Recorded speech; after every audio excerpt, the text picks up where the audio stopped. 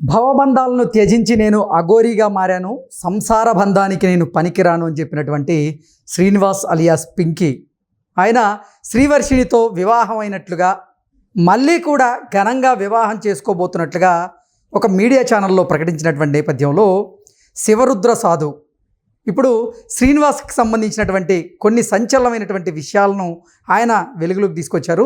శ్రీనివాస్కి రాధి అనేటువంటి యువతితో ఇదివరకే పెళ్ళయింది అంటూ ఆవిడతో మాట్లాడినటువంటి కొన్ని ఆడియోలను కూడా మీడియా ముఖంగా ఆయన విడుదల చేసినటువంటి నేపథ్యంలో ఈ అంశం మీద మనం పూర్తి స్థాయిలో విశ్లేషణ చేసుకుందాం. ప్రస్తుతం మనతో పాటున్నారు ప్రముఖ సామాజికవేత్త, ప్రముఖ రాజకీయ విశ్లేషకులు కృష్ణకుమారి గారు. మేడంతో మాట్లాడదాం. మేడం నమస్తే. మేడం, నేను అసలు భవబంధాలను త్యజించాను, సంసార బంధానికే పనికిరాను, నేను అఘోరీగా మారానని చెప్పుకునేటువంటి శ్రీనివాస్ అలియాస్ పింకీ ఆయన శ్రీవర్షిణిని వివాహం చేసుకున్నట్లుగా మళ్ళీ కూడా ఘనంగా వివాహం చేసుకోబోతున్నట్టుగా ఓ మీడియా ఛానల్లో చెప్పాడు. అయితే శివరుద్ర సాధవ్ గారేమో శ్రీనివాస్కి ఆల్రెడీ పెళ్ళయింది, రాధి అనేటువంటి యువతితో మాట్లాడినటువంటి ఆడియో మీకు వినిపిస్తున్నామని చెప్పి కొన్ని ఆడియోస్ని కూడా ఆయన లీక్ చేయడం జరిగింది. ఏంటి మేడం, అసలు సన్యాసిగా చెప్పుకునేటువంటి శ్రీనివాస్ ఎంతమందిని వివాహం ఆడతాడు? ఇప్పుడు మీరేమంటున్నారు? Srinivas alias Aghori, alias transgender, alias Srinivas, alias Pinky, ఎన్ని అలయాసులు పెట్టినా ఉన్నది అక్కడ శ్రీనివాసే. ఓకే. ఈ శ్రీనివాస్ ఏంటి అంటే అఘోరీగా చలామణి అయ్యి జనాలను మోసం చేసి ఈజీ మనీ సంపాదించడానికి అవతారం ఎత్తాడు. ఓకే. సరే, అందరు సాధువులు బట్టలు వేసుకుంటున్నారు, నాకు ఆ సాధువులకి తేడా ఏంటి అంటే ఒక తేడా చూపించాలి అంటే బట్టలు ఇప్పేస్తే తేడా, దిగంబరంగా ఉండాలని దిగంబరంగా ఉండి వచ్చాడు జనాల్లోకి. అలా కాకుండా మామూలుగా అతను ఈ ఎప్పటి మాదిరి స్వామీజీలో లాగానే డ్రెస్ వేసుకొని వస్తే ముత్యాలమ్మ గుడి దగ్గర అంత ప్రాచుర్యం వచ్చేదా అతనికి? అంటే వేషాలు మార్చి మార్చి అమాయకులు అనకూడదులే పాపం, స్వార్థపరులైన సమాజంలో ఉన్న కొంతమంది వీళ్ళకి ఈజీ మనీ కావాలి కాబట్టే అనుకున్న పనులన్నీ జరగాలి కాబట్టే ఈజీ మనీకి అలవాటు పడి ఇట్లాంటివి చేస్తాము అని చెప్పి మాయ చేసే మంత్రగాళ్ళ దగ్గరికి వీళ్ళు వెళ్తారు. వాళ్ళకి అందుకుంటే వీళ్ళకి అందుకుంటారు. ఇట్లా ఉన్న ఈ విధంగా అతను తన మార్కెట్ని సృష్టించుకోవటం కోసం బట్టలు ఇప్ప తీసుకుంటానికి కూడా సిద్ధపడిపోయాడంటే ఇక మనం ఆలోచించవచ్చు శ్రీనివాస్ యొక్క మనస్తత్వం ఎంత హార్డ్ కోర్గా ఉన్నాడో అతను అర్థమవుతుంది. వచ్చి ఇంకా రకరకాల నాటకాలు వేసి ఒక సినిమా ఫ్యామిలీకి సంబంధించిన ఒక ఆవిడ దగ్గర నుంచి 10 లక్షలు డబ్బులు తీసినాడు. నీ గ్రహాలు బాగోలేదు, నేను పూజలు చేస్తాను, అది చేస్తాను, ఇది చేస్తానని 10 లక్షలు తీసుకున్నాడు. సరే, ఆవిడ చూసింది పూజలు చేస్తాడు అనుకుంది. ఈ లోపు ఏమైందంటే ఈ శ్రీనివాస్ గురించి రకరకాల కథనాలు వార్తల్లో వస్తుంటే చూసేసి ఇంక ఇలా కాదులే అని చెప్పి మోకిల పోలీస్ స్టేషన్లో కేసు పెట్టింది, చీటింగ్ కేసు పెట్టింది. అంటే ఇది ఒక వరుస అనమాట. ఈ వరుసలోనే పీఠాలకు వెళ్ళడాలు, అక్కడ స్వామీజీల కాళ్ళు మొక్కటాలు, అలాగే అక్కడ ఆవుల్ని చంపేస్తున్నారు, గోవధ జరుగుతుంది, గోవులు చచ్చిపోయినాయి అని ఒక రకమైన ఒక వాతావరణం క్రియేట్ చేయటం, అంటే ఏదైనా ఒక పరిస్థితి ఉంటే తనకు అనుకూలంగా మార్చుకోవటం, ఇవన్నీ చేస్తూ 2 రాష్ట్రాల్లో హల్చల్ చేస్తున్నాడు. ఇక్కడే ఉంటాడు, వారణాసిలో ఉన్నానని చెప్తాడు, ఇక్కడే ఉంటాడు, గుజరాత్లో ఉన్నానని చెప్తాడు, రకరకాల కథలు చెప్తాడు. చెప్పి జనాలు కూడా ఏమనుకుంటున్నారంటే అమ్మో మన కోసమే రకరకాల శక్తుల్ని పొందటానికి వెళ్తున్నాడు. అక్కడికి వెళ్ళి ఇంకేముంది, అక్కడికి వెళ్తే శక్తులు వచ్చేస్తే ఇక్కడికి వచ్చేసి మనకు పూజలు చేశాడంటే ఇక మన ఇంట్లో డబ్బులు చెట్లు మొలుస్తాయి అనుకున్నారు కొంతమంది. అనుకుని నేనేం వాళ్ళ గురించి నేనేం బాధపడట్లా, కాకపోతే వాళ్ళు మోసపోయాము అని అనుకుని చీటింగ్ కేసు పెట్టుకోవడంలో వాళ్ళ హక్కు, అది పెట్టుకోవచ్చు. వీళ్ళు చెప్తున్నా కదా, వాళ్ళ దగ్గరికి వీళ్ళ దగ్గరికి తిరిగే క్రమంలో ఈ శ్రీవర్షిణి కనిపించింది. శ్రీవర్షిణియే కాకుండా శ్రీవర్షిణిని స్వామీజీ దగ్గరికి తీసుకెళ్తున్న విష్ణు కనిపించాడు. ఇంక విష్ణుకి గాలం వేశాడు. ఇప్పుడు మనకి నీళ్ళల్లో చేప కావాలి అంటే చేపకి ఎరయ్యాలిగా. అందుకని వర్షిణి అనే చేపను పట్టుకోవాలి అంటే విష్ణు అనే ఎర్రని చూపించాలి అనే ఉద్దేశంతో ఇంకట్లా విష్ణు ఏమనుకున్నాడు, ఇతని ద్వారా నాకు ఇంకెక్కువ పని జరుగుద్ది, మనం అందరం కలిసి ఒక మోటాగా ఏర్పడి చేసుకుందాం అనుకున్నాడు. ఇది ఇట్లా కథ నడుస్తూ ఉంది. ఈలోపు డామిట్ కథ అడ్డం తిరిగింది. ఇలాగా వీళ్ళిద్దరూ కలిసి గుజరాత్ జంప్ అయ్యారు. గుజరాత్ జంప్ అయిపోతే అక్కడి నుంచి వెనక్కి తీసుకొచ్చే క్రమం మనం చూసాం. ఆ తర్వాత మళ్ళీ ఏమి ఈక్వేషన్స్ దెబ్బతిన్నాయో ఛానల్ యజమానితో ఇంటర్వ్యూ కూడా చేసింది, కొత్త జీవితం ప్రారంభించింది. అది ఇది అనుకున్న టైంలో ఆమె కొత్త జీవితం ఇంకో కొత్త జీవితంలోకి వెళ్ళి బిగ్ టీవీలో కూర్చుంది. బిగ్ టీవీలో కూర్చొని ఇంకా నేను అతన్ని ప్రేమించాను, మా ఇద్దరికి పెళ్లి కూడా అయిపోయింది, మా ఇంట్లోనే అయ్యింది పెళ్ళి, 2 సార్లు పెళ్ళి అయింది అన్నట్టు చెప్పుకుని వచ్చి చెప్పేసరికి మనోడికి కావాల్సింది అదే కదా శ్రీనివాస్కి. ఈసారి అసలు చేజారిని పెట్ట మళ్ళీ చేతికి వచ్చింది అన్నట్లు అప్పుడేమో వలవల ఏడ్చాడు, విరహగీతాలు పాడాడు.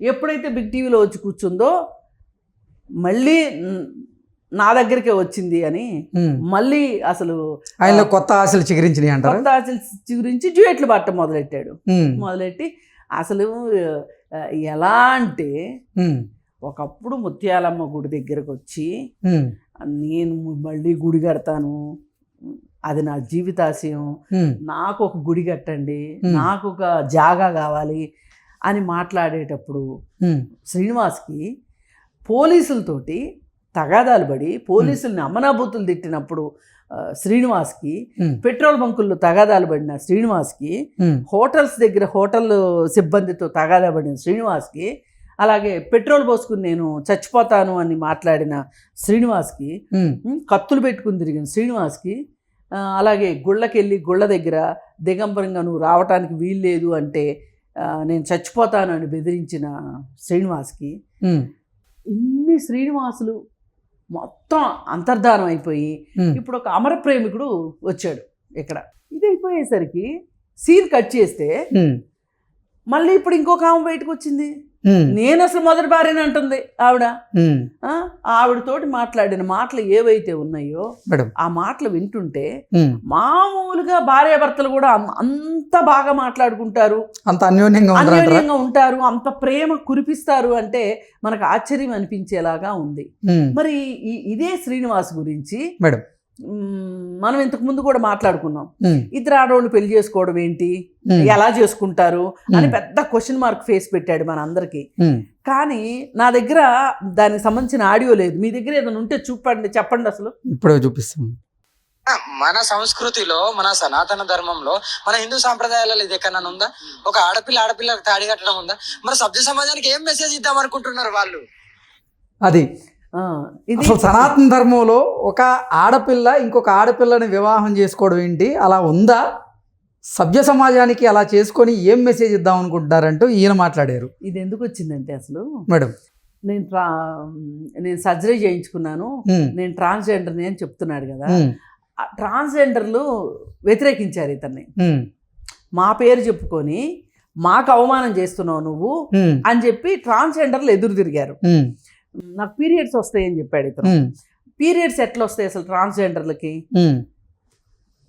ఉమెన్ నుంచి వాళ్ళు మెన్ నుంచి ఉమెన్ అవుతారు అంతవరకే, అంతేగాని వాళ్ళకి అసలు యుట్రస్ ఉండదు కదా. యుట్రస్ లేకపోతే పీరియడ్స్ ఎట్లా వస్తాయి అని చెప్పి ఆ రోజు క్వశ్చన్ చేశారని వాళ్ళ మీద కోపంతో అసలు ఎట్లా చేసుకుంటారు మన సనాతన ధర్మం ప్రకారం అని మాట్లాడినోడు ఇప్పుడు చెప్పాల్సింది ఏంటి అంటే నేను శ్రీనివాస్ని అనైనా ఒప్పుకోవాలి, లేదు నేను ట్రాన్స్జెండర్ అనైనా ఒప్పుకోవాలి. ఈ రెండిటికి సంబంధించి క్లారిటీ ఇవ్వాలి ఇతను. అయితే ఈ క్లారిటీలోనే అసలు ఈ శ్రీనివాస్ భాగవతం అంతా బయటకు వస్తుంది. ఎందుకంటే నేను పురుషుణ్ణి అన్నాడు అనుకోండి, ఎందుకు ఆడోళ్ళు పెళ్ళెట్ట చేసుకుంటారు అన్నాడు కాబట్టి నేను పురుషుడినైనా ఒప్పుకోవాలి. సరే పురుషుడిని ఒప్పుకున్నాడు అనుకోండి, ఇప్పుడు శ్రీవర్షిని కోసం ఒప్పుకున్నాడు అనుకుందాం. మరి నువ్వు ఇప్పుడు దాకా నువ్వేం చెప్పా? నేను సర్జరీ చేయించుకున్నాను అని చెప్పి ఆ సర్జరీ చేసిన డాక్టర్ తాలూకు సర్టిఫికెట్ కూడా మీడియాలో పెట్టాడు. అది కూడా మహానుభావులు మన యూట్యూబ్లో మహానుభావులే దాన్ని కనిపెట్టి, లేదంటే వీళ్ళే ముద్ర వేశారో తెలియదు కానీ మీడియాకి చూపించారు. అప్పుడేమనుకున్నాం, సరే ఇతను ట్రాన్స్జెండర్ అనుకున్నాం. ట్రాన్స్జెండర్ అయినప్పుడు మరి మీడియా అడిగిన ప్రశ్నలకి పీరియడ్స్ వస్తాయి అని చెప్పటం ఏంటి? మరి అలాంటి ఒక ట్రాన్స్జెండరు ఒక అమ్మాయిని పెళ్లి చేసుకోవడం ఏంటి? ఇప్పుడు ఇక్కడ తేల్చుకోవాలి శ్రీనివాసు. అంటే అప్పుడు చూపించిన సర్టిఫికెట్లన్నీ అబద్ధమా? లేదు అవన్నీ నిజమే, నేను ట్రాన్స్జెండర్ని అనన్నా చెప్పాలి ఇవాళ. లేదు అంటే గనక నేను శ్రీనివాసనేనైనా చెప్పాలి. ఇప్పుడు ఈయన శ్రీనివాస్ అయితేనే శ్రీవర్షిని కావచ్చు, లేకపోతే రాధికను కావచ్చు, ఇంకొక అనురాధన కావచ్చు, ఎవరినైనా పెళ్లి చేసుకోవచ్చు. కానీ ఒక మేల్ పర్సన్ కాకుండా ఒక ఫీమేల్ని పెళ్లి ఎట్లా చేసుకుంటాడు? పైగా సనాతన ధర్మం అని చెప్తున్నాడు. ఇప్పుడు మన ట్రాన్స్జెండర్స్ రైట్స్కి సంబంధించి చాలా వివాదాలు జరుగుతున్నాయి. ట్రాన్స్జెండర్ల పెళ్లికి చట్టబద్ధత ఉంది అని ఒకప్పుడు ఒక జీవో ఉంటే, అంటే ఒక చట్టం ఉంటే, ఇవాళ అలా కుదరదు అని చెప్తున్నారు ఇంకొక రకంగా. ఇదే జబ్బు అమెరికాకు కూడా బాకిందేమో అన్నట్లు ట్రంప్ కూడా అదే, నేను ట్రాన్స్జెండర్ రైట్స్ నేను ఒప్పుకోను, ఎల్జిబిటిక్యూ రైట్స్ నేను ఒప్పుకోను అని చెప్పి ఈ ట్రాన్స్జెండర్లకు సంబంధించి వివిధ దేశాల్లో అమెరికా ప్రభుత్వము కొన్ని నిధుల్ని కేటాయించింది ట్రాన్స్జెండర్స్ కోసం. అవన్నీ కూడా ఆపేశాడు. ఇప్పుడు ట్రాన్స్జెండర్స్ క్లినిక్స్ అంటే ఏంటంటే, ఎవరైనా సర్జరీ చేయించుకోవాలనుకోండి, ట్రాన్స్జెండర్ అవ్వాలి అనుకున్నప్పుడు, ఆ ట్రాన్స్జెండర్ అయినప్పుడు ఆ సర్జరీ చేయించుకున్నప్పుడు వాళ్ళ బాగోగులు కావచ్చు, వాళ్ళ మంచి చెడులు కావచ్చు, అవి మామూలు హాస్పిటల్స్లో వాళ్ళని చూడరు. అందుకని ట్రాన్స్ క్లినిక్స్లోనే చూస్తారు. అందుకని ఆ ట్రాన్స్ క్లినిక్స్ ఇప్పుడు హైదరాబాద్లో మనకి నారాయణగూడలో ఒక ట్రాన్స్ క్లినిక్ ఉంది మొన్నటిదాకా. అది ఎలా పనిచేసింది అంటే, అమెరికా ఇచ్చే నిధులు ఫండ్స్ ద్వారానే. అయితే ట్రంప్ వచ్చిన వెంటనే ఇన్ ద సేమ్ డే ఆపేస్తే ఆ ఫండ్స్ ఆగిపోయినాయి. అంటే నాలాంటి వాళ్ళు ఒప్పుకోకపోవచ్చు అది, కానీ శ్రీనివాస్ లాంటి వాళ్ళు ఏం మాట్లాడుతున్నారు? మమ్మల్ని ఆడవాళ్ళు, అతను శ్రీనివాసు మగవాడా ట్రాన్స్జెండరా అనేది తేలాల్సిన అవసరం ఇప్పుడు ఉంది. శ్రీనివాస్ ఇది బయట పెట్టాల్సిందే. దాంతో పాటుగా తన పైన నమోదైన కేసు, దాని గురించి సమాధానం చెప్పాల్సిందే. అసలు ఈ రాధిక అన్న అమ్మాయికి సమాధానం చెప్పాల్సిందే. ఇప్పుడు ఈ రాధిక గురించి బయటకు వచ్చేసరికి ఏం మాట్లాడుతున్నాడు? అసలు ఆమె భర్తను వదిలేసి ఆమె డిప్రెషన్లో ఉంటే ఆమె నా దగ్గరకు వచ్చింది, పెళ్లి చేసుకోమని అడిగింది. సరే, ఆమె పెళ్లి చేసుకోమని అడగొచ్చు. ఇప్పుడు ఇంక చాలా మంది అడుగుతారు, అడిగిన వాళ్ళందరినీ పెళ్లి చేసుకుంటావా? అడిగిన వాళ్ళల్లా పెళ్లి చేసుకుంటావా? పైగా ఆశ్రమం కట్టాలి, అక్కడ కూడా స్టోరీ అదే. శ్రీవర్షిని ఏం చెప్పింది? మాకు చాలా కామన్ ఇంట్రెస్ట్లు ఉన్నాయి, ఆశ్రమం కడతానంటున్నాడు అని చెప్పింది కదా. అదే సేమ్ స్టోరీ ఆ అమ్మాయికి కూడా చెప్పాడు. చెప్పానని ఒప్పుకుంటున్నాడు శ్రీనివాస్ ఇప్పుడు. అంటే ఎంత మాయగాడో, ఎంత 420 అర్థమవుతుంది. ఈ సందర్భంగా ఇప్పటిదాకా అఘోరీనా, నాగసాధునా, శ్రీనివాస, ట్రాన్స్జెండరా ఇవన్నీ మాట్లాడుకున్నాం కదా, ఇవన్నీ పోయినాయి. ఇప్పుడు 420 శ్రీనివాస్. ఇది పెట్టుకోండి, ఇది రాసి పెట్టుకోండి మీరు. రేపొద్దున ఇవాళ ఉన్న రాజకీయ పరిస్థితుల దృష్ట్యా ఈ దేశంలో సనాతన ధర్మం పేరుతో చలామణి అవుతున్న కొంతమంది మూర్ఖుల వల్ల ఇట్లాంటి మోసగాళ్ళు రక్షించబడుతున్నారు. మరి ఈ శ్రీనివాస్ అలియాస్ అఘోరి ఎవరైతే ఉన్నారో, నేను ప్రత్యేకమైనటువంటి పూజలు చేస్తాను, అందుకోసం నాకు 10 లక్షల రూపాయలు ఇవ్వండి అంటూ ఒక భక్తురాల దగ్గర నుంచి డబ్బులు తీసుకున్నారు. ఆ మోసపోయాన్ని గ్రహించి పోలీసులను ఆశ్రయించి కేసు పెట్టింది అన్నారు. పోలీసులు ఎందుకు ఇతని మీద యాక్షన్ తీసుకోవట్లేదు? ఎందుకు తీసుకోవట్లేదు అంటే, ఇప్పుడు టకామని వచ్చేస్తారు సనాతనవాదులు. అంటే కొంతమంది ఉన్నారు, ఓకే, పేర్లు అనవసరం, అందరికీ తెలుసు. వాళ్ళు వచ్చేస్తారు బయటికి, వచ్చేసి అమ్మో మా హిందూ మతం మీద దాడి, అసలు కాంగ్రెస్ గవర్నమెంటే ఇంత, కాంగ్రెస్ గవర్నమెంట్ వల్లే ఇదంతా జరుగుతుంది, సనాతన ధర్మానికి వ్యతిరేకులు కాంగ్రెస్ పార్టీ వాళ్ళు అనే ఒక పరిస్థితిని ఎక్కడ క్రియేట్ చేస్తారో ఇది మళ్ళీ ఎటు తిరిగి ఎక్కడికి వెళ్తుందో. ఇప్పుడు వేసిన బాణం వేసిన చోటకే వెళ్ళడం పెద్ద వింతేం కాదు, అది అటు తిరిగి ఇటు తిరిగి ఇంకెక్కడికో వెళ్ళి తగిలింది అనుకోండి ప్రాబ్లం అవుతుంది కదా. అందుకని ప్రభుత్వం కూడా చాలా ఆలోచిస్తుంది. మరి నేనేమంటానంటే ప్రభుత్వం చర్యలు తీసుకునేదానికన్నా ఎవరైతే నిజమైన సనాతనవాదులు ఉన్నారో, నిజమైన సనాతన ధర్మాన్ని రక్షించాలి అనుకున్న వాళ్ళు ఉన్నారో వాళ్ళకి, నిజమైన హిందుత్వానికి వీళ్ళు అసలైన శత్రువులు. ఈ శ్రీనివాస్ లాంటి వాళ్ళు ఈ 420లే అసలైన శత్రువులు, నిజమైన శత్రువులు. మీరు ఇట్లాంటి వాళ్ళ పట్ల అప్రమత్తతగా ఉండకపోతే ఇది మొత్తం ఈ అపకాయతంతా హిందూ మతానికి చుట్టుకుంటుంది, హిందుత్వానికి చుట్టుకుంటుంది. సనాతన ధర్మం పేరుతోటి చాలామంది చేస్తున్న మోసాలకి మీ మతం గురి కాకూడదు అనుకుంటే, అలాగే మత మార్పిళ్ళు జరుగుతున్నాయి అని చెప్పి మాట్లాడే మహానుభావులు కొంతమంది, ఆయన పేరేంటి, రాధా మనోహర్ దాస్ గారు లాంటి వాళ్ళు మహానుభావులు, వాళ్ళు ఎక్కడ కనిపిస్తే అక్కడ క్రిస్టియన్స్ మతం మార్చేస్తున్నారని వాళ్ళ మీద దాడులు చేయటం కాదు, గొర్రెలని వాళ్ళని తిట్టడం కాదు, అసలు సనాతన ధర్మానికి హిందూ మతానికి ఇన్ని తోట్లు పొడిచేవాళ్ళు తయారవుతుంటే వీళ్ళని సంగతి ఏంటో చూడకోకుండా మీరు వాళ్ళ సంగతికి వాళ్ళ దగ్గరికి ఎందుకు వెళ్ళి మాట్లాడుతున్నారు? మీరు మాట్లాడండి కాదనట్లా, కానీ అసలు మీరు మీ మతాన్ని మీరు రక్షించుకోవాలి కదా ఇట్లాంటి రాబందుల దగ్గర నుంచి. అందుకే మీరు వీళ్ళని సపోర్ట్ చేస్తున్నారా? వీళ్ళ పట్ల మీ అభిప్రాయం ఏంటో చెప్పాల్సిన అవసరం ఉంది రాధా మనోహర్ దాస్కి. రాధా మనోహర్ దాస్ ఒక్కడే కాదు, లలిత్ కుమార్కి కావచ్చు, కరుణాకర్ స్వామిను ఎవరో ఉన్నారు, ఇట్లాంటి వాళ్ళంతా బయటకు వచ్చి మాట్లాడండి, మీ మతాన్ని మీరు రక్షించుకోండి అని చెప్తున్నాం. ఇప్పుడు మేమేం మతాలు రక్షించడానికి మేము లేము, కాకపోతే మేమేం మాట్లాడతామంటే ఇట్లాంటి దొంగలు ప్రజలను మాయ చేసి రైస్ పుల్లింగ్ అని ఒకడు, ఇంకొకటని ఒకడు వచ్చేసేసి మాయలు చేస్తుంటే ఇది మొత్తం హిందూ మతం పేరుతో జరుగుతూ ఉంటే మీరేం చేస్తున్నారు హిందూ మత పరిరక్షకులుగా? మీరు పహారా కాసుకోవాలా అక్కర్లేదా? నేను వాళ్ళని ప్రశ్నిస్తున్నా. ఇట్లాంటి దొంగలు ఉంటారండి. ఓకే, అంటే భారతీయ చట్టాల ప్రకారంగా ఒక భార్య బతికుండగానే మరో భార్యను చేసుకునేటువంటి అవకాశం అయితే ఉండదు. మరి శ్రీనివాస్ ఆల్రెడీ రాధిక అనేటువంటి మొదటి భార్య ఉండగానే ఆవిడ మెడలో తాళ్ళే కట్టి శ్రీవర్షిని రెండో భార్యగా ఎలా చేసుకుంటారు? చేసుకోకూడదు. అసలు నేనేమంటున్నా, అసలు ఈ పెళ్లినే నేను గుర్తించట్లా. మీరు ఇంకా రెండో భార్య దాకా వెళ్తున్నారు, ఈ మొదటి పెళ్లినే గుర్తించట్లేదు నేను. ఎందుకు గుర్తించనంటే, నువ్వు చెప్పు ఫస్ట్, అసలు నువ్వు పురుషుడివా, ట్రాన్స్జెండర్వా, లేదంటే అఘోరీవా, ఏదో తేలితే అసలు నువ్వు రాధికం చేసుకుంటావా? పురుషుడుగానే చెప్తున్నాడు కదా ఒక ఇంటర్వ్యూలో, నేనే వరుడు ఆమె వధువు అని చెప్తున్నాడు కదా. మరి ఇప్పుడు దాకా నువ్వు చెప్పింది ఏంటి అంటే, ఇంతకుముందు వీడియోలన్నీ ఏమైపోతాయి? ఇంతకుముందు మాట్లాడిందంతా ఏంటి? ఎట్లా చేసుకుంటారు నాన్న? ఎక్కడ చెప్పావు నువ్వు ఆ మాట? గుంటూరులో మంగళగిరిలో వాళ్ళ ఇంట్లో ఒక షూట్ చేశారు.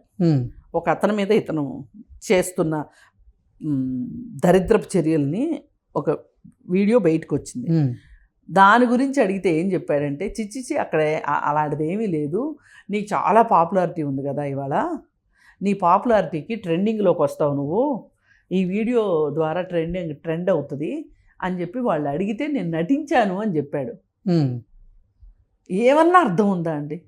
అసలు నిజంగా సనాతన ధర్మంని కాపాడుతాను, సనాతన ధర్మం కోసమే నా జీవితం అంకితం చేశాను అనేవాడు మాట్లాడాల్సిన మాటలేనా ఇవి అసలు? అందుకోసం ఏంటంటే ఇదేదో తేలాలి ఇప్పుడు.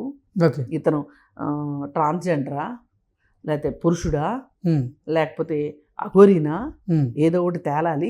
ఈ తేల్చాల్సిన పని మట్టుకు మీదో నాదో పోలీసులది కాదు. పోలీసులతో సంబంధం లేకుండా, చట్టాలతో సంబంధం లేకోకుండా ఎక్కడ అన్యాయం జరిగితే అక్కడికి మేము వచ్చేస్తాము అని చెప్పి వచ్చి మాట్లాడతాం అంటున్నారు కదా. దీన్ని ఎందుకు మీరు మాట్లాడట్లేదు? దీని గురించి ఎందుకు మాట్లాడట్లేదు? ఈ 420 పనుల గురించి మీరు ఎందుకు మాట్లాడట్లేదు? అందుకని ఈ 420 శ్రీనివాస్ గురించి తేల్చాల్సిన బాధ్యత మట్టుకు వాళ్ళదే. Okay madam, thank you.